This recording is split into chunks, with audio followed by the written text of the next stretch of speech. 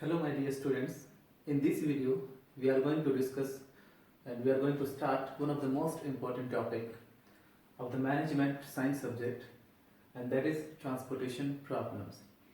So in this lecture, first lecture of this series, we are going to discuss about the typical structure of a transportation problem. Then we will discuss about some notations, codes and symbols that we use while solving the transportation problems. And in the third part, we will discuss about some basic assumptions that should be kept in mind or that should be followed while dealing with the transportation problems. Okay, let's start with the typical structure of a transportation problem. Just imagine a company XYZ that deals in manufacturing of refrigerators, and the supply points or manufacturing plants are situated at three different locations like S1, S2 and S3. Similarly, the market for the company are situated at three different places, D1, D2 and D3. So now the question for the company is to how to route the supply of the refrigerators from the sources to the respective destinations. Or in other words, we can say that the company has to decide how much quantity should be transferred from the source 1 to destination 1 to destination 2 and to destination 3. Similarly, the company wants to know that how many units of the refrigerator should be transferred from the source 2 to destination 1, from source 2 to destination 2 and to destination 3. So basically, as we have studied in simplex method or in linear programming, where our objectives were about maximization or minimization type. So we can say that in transportation problem, our basic objective would be to minimize the total cost of transportation. So it is the basic or typical structure of a transportation problem. On the leftmost column, the sources are given, and on the top row, the different destinations are given. In the rightmost column, the supply constraints or supply requirements are given, and in the bottom row, the demand constraints or demand requirements are given. So let's start with some notations, codes or symbols that we would use while dealing with the transportation problems. So the first notation or first symbol is SI. You must remember that I denotes the row. If I am talking, if you are taking I with any letter, it means we are talking about a row. If I is equal to 1, it means we are talking about first row in this table. If SI or it is S2, it means we are talking about second row. So what is denoted by or what SI represents? The quantity of product available at source I. The quantity of product available at source I. Okay, what is the meaning of source I? I can be 1, 2, 3 or 4. It depends on the number of sources or supply points. So if we are talking, if it is S1, what is the quantity of product available at source 1 or supply point 1? It is equal to 200 units. Similarly, at source 2, the supply capacity or quantity of product available is 300 units, and at supply point 3, the quantity available is 500 units. The second notation is DJ. It is DJ. So DJ represents the quantity demanded at destination J. So again, J denotes the column in this table. So D1 denotes the quantity demanded at destination 1, that is 1. It is given 250 units. D2 denotes the quantity demanded at destination 2, that is equal to 350 units. D3 denotes the quantity demanded at destination 3, that is equal to 400 units. So you can see S denotes the supply requirements and D denotes the demand requirements of the respective destinations. The third notation that we would use is CIJ. Again, I denotes the row and J denotes the column. So what is the meaning of CIJ? It denotes the cost of transporting 1 unit of product from source I to destination j. Let's take a value. It is C11. Instead of Cij we are taking C11, or instead of ij we are taking 11.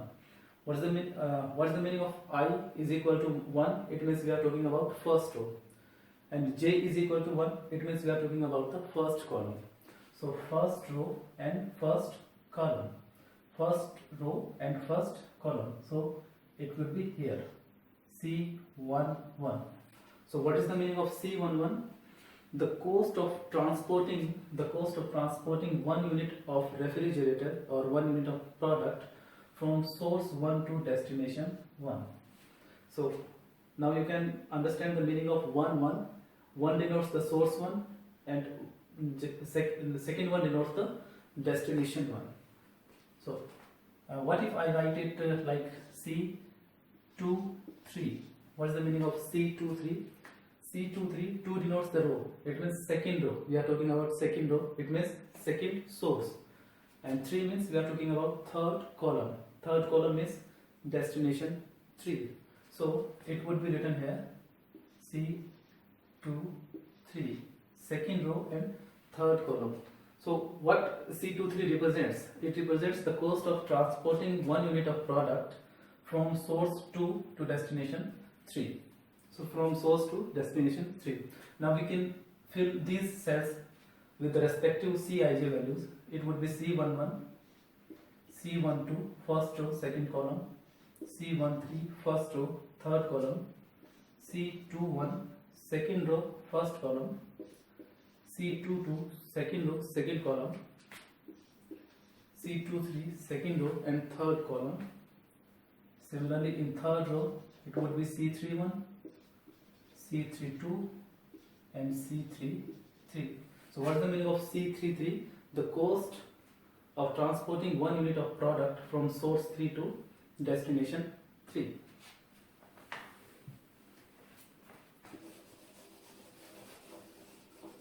So now we would talk about the fourth notation, that is equal to Xij. So what is the meaning of Xij?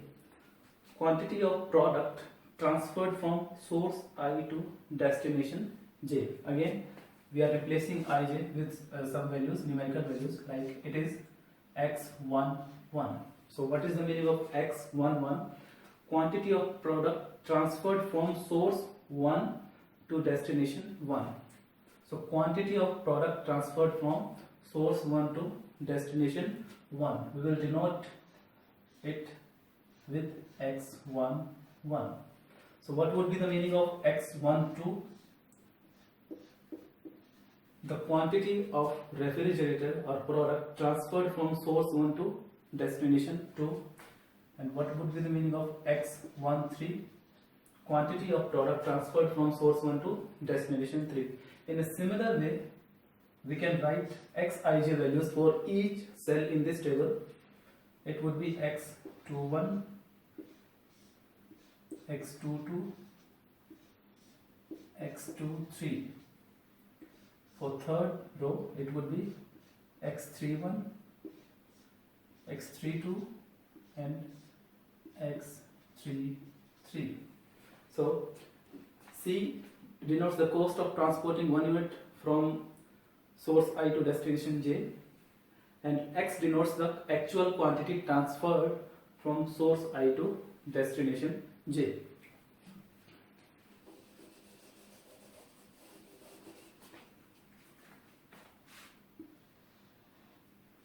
So these were some basic notations or terminologies that we will use while solving the transportation problem. Now we will talk about some basic assumptions or suppositions that we should keep in mind, we should keep in mind while dealing with the transportation problems. The first assumption is cost of transportation is linear in nature. As we have studied the condition of linearity in case of linear programming, so we can say that transportation problem is also is a type of linear programming problems. It is a special type of linear programming problem. So the condition of linearity would also apply in case of transportation problems. It means the cost given in the table can be represented in the form of a equation. In the form of an equation, first order equation. So the condition of linearity must be satisfied while solving the transportation problems.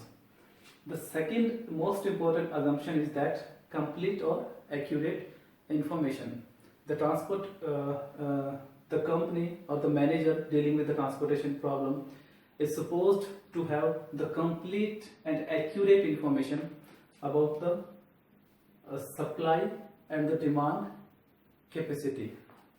Okay, we know exactly what is the what is the capacity of source 1, what is the capacity of source 2, and what is the capacity of source 3. Similarly, we have complete information or accurate information about the quantity demanded at destination 1, quantity demanded at destination 2, and quantity demanded at destination 3. So it is in real life we can find it very difficult to be possible, but in case of transportation problem, we have to assume that we have complete or accurate information about these requirements. The third assumption is that no change in per unit cost with quantity transfer. Okay, we will understand it with a short example. Like C11 denotes the cost of transporting 1 unit from source 1 to destination 1, and C11, suppose it is given is 3 rupees per unit, and X11 denotes the actual quantity transferred from source I to destination J. So value of XI is 11 is suppose it is 5. Then what would be the cost of transportation, total cost of transportation from source 1 to destination 1? That will be equal to 3 into 5 is equal to 15. What if the value of X11 is 10? Then total cost would be 3 into 10, that is equal to 30. What if the quantity, what if the value of X11 is 100 units? Then the cost of transportation will be 3 into 100 units, that is equal to 300 rupees. Now you can see here, if you are transferring 5 units, then cost per unit is equal to 3 rupees. When you are transferring 10 units from source 1 to destination 1, the per unit cost is fixed at rupees 3, there is no change in it. When you are transferring 100 units, still the per unit cost is 3 rupees of transportation. So you can see there is no change in the per unit cost of transportation. So basically the concept of economies of scale doesn't apply in case of transportation problems. The per unit cost would be fixed. It is one of the most important assumptions of transportation problems. Now the fourth assumption is that while solving the transportation problems, the rim conditions must be satisfied. Now what is the meaning of rim? The combination of rows and columns, we call them rim. Row 1, row 2, row 3, these are these are the rims of the table. D1, D2 and D3, these also represents the rim. So what is the rim conditions? Okay, what are the rim conditions? What is the meaning of, what would be the rim condition of first row? It is equal to 200 units. What does it mean? It means that you cannot, or supply point 1 cannot supply more than 200 units. So you cannot transfer more than 200 units from the source 1. Similarly, we cannot transfer more than 300 units from source 2 because the supplying capacity of source 2 is 300 units. The source 2 cannot produce more than 300 units.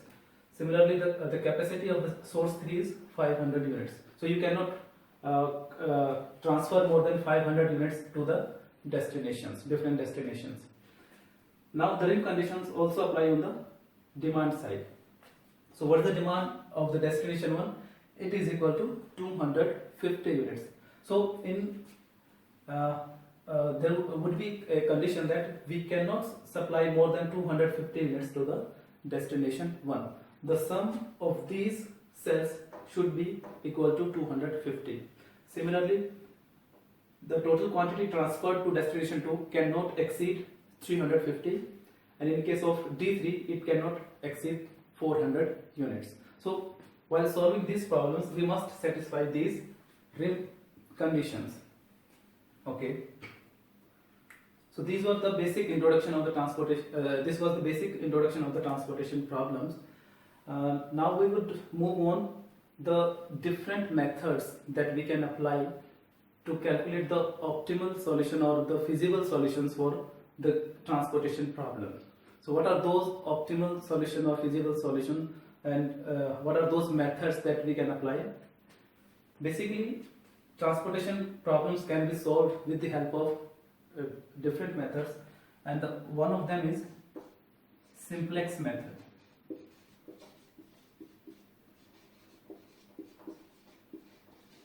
Simplex method, as we have studied in case of linear programming, the simplex method. In same manner, we can apply or we can convert the transportation problems in a linear programming problem, and further can solve it with the help of simplex method. We know very well that how to structure a problem for a simplex method. There should be an objective function that is denoted by Z. Then there would be some constraints, and there would be condition of non-negativity. If we can find out these three parts from this table, then we can solve this transportation problem with the help of simplex method. So just a quick look on this method, because this is not the part of our syllabus, or it is not covered in this video particularly. So what would be the objective? The objective would be minimization of the total cost of transportation. So you have to minimize the total cost of transportation. So what would be the cost of transportation? It would be denoted by like cost per unit into the quantity transferred. Cost per unit into the quantity transferred. So you can denote it with the help of summation of Cij into or Xij. Summation of Cij into Xij. So Cij denotes the cost per unit of transportation, and Xij denotes the total quantity transferred from a source to a particular destination. So we have to minimize this value subject to different constraints. And what are those constraints? There will be some supply constraints and there will be some demand constraints. So if we talk about the supply constraints, then the constraints would be X11, the quantity transferred from source 1 to destination 1, plus X12 plus X13 should be equal to 200 units. It means the units we are transferring from source 1 to different destination cannot be more than 200 units. That should be equal to 200 units. Similarly, in case of second row, it would be X21, X22, X23. That should be equal to 300 units. And in case of third condition of this third row, it would be X31 plus X32 plus X33. That should be equal to 500 units. So these are the supply constraints, supply side constraints. Again, what would be the demand side constraints? The demand of the first destination is equal to 250 units. So the constraint would be units transferred from source 1 to destination 1 plus units transferred from source 2 to destination 1, X21, and plus the units transferred from source 3 to destination 1, that is equal to X31. So the summation of these three values should be equal to 250. That is the demand of the destination 1. What would be the second constraint for the second destination? X21 X12 plus X22 plus X32, that should be equal to 350 units. Now again, in case of D3, the summation of X13 plus X23 plus X33, that should be equal to 400 units. So basically you would be having one objective function of minimization of the total cost with 6 constraints, 3 of the demand side supply constraints and 3 would be of demand side. So basically you would be having 6 constraints, and now you can count how many variables you are having with you. 1, 2, 3, 4, 6, 7, 8, 9. So 9 decision variables you are having with you. So with the help of these 6 constraints, you have to solve the transportation problem. And remember one thing, that during standardization of the linear programming problem, we have to add some surplus variables, slack variables or alternate variables according to the sign of the equation. So as we are having the sign of equality, then we would be required to add some alternative variables in each equation. So the total number of variables with us, we would be having 9 these variables plus 6 alternate variables for each equation, plus A1 plus A2 plus A3, A4, A5 and A6. So in total we would be having 15 decision variables. So you can imagine how complex the simplex method is going to be, or how lengthy the simplex method is going to be to calculate the transportation problem. So if you talk about the time constraints, or if you talk about the level of complexity, then the simplex method is not considered very efficient or effective in finding solution of the transportation problems. So we are not going to use simplex method to solve this problem. Instead of it, we would be using some transportation methods. We will be using some transportation methods. Okay, before that, we must understand the process of solving the transportation problems with the help of transportation methods. In the first step, we would calculate or obtain the initial feasible solution. So we would obtain, in the first step, initial feasible solution. Yes, in the first step, we have to obtain the initial feasible solution. And what's the meaning of feasible solution or initial feasible solution? That any solution that satisfies the rim conditions. Any solution that satisfies the rim conditions would be known as feasible solution. Okay. And for obtaining the initial feasible solution, we have 3 different methods, and those are, first one is north west corner rule.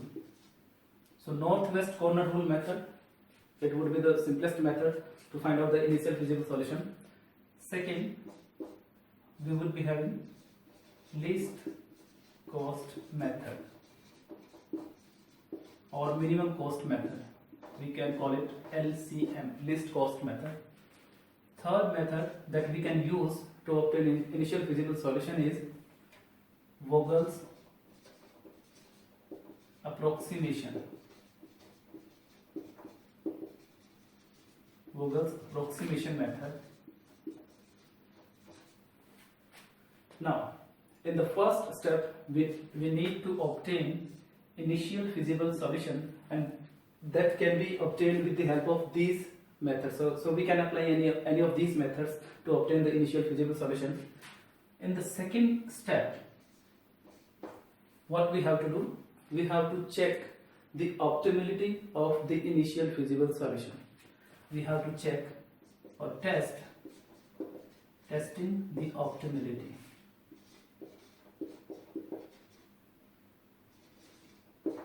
Optimality of the initial feasible solution. And to test the optimality of the solution, we have two different methods. First one is stepping stone method. Stepping stone method. And second would be modified distribution. Modified distribution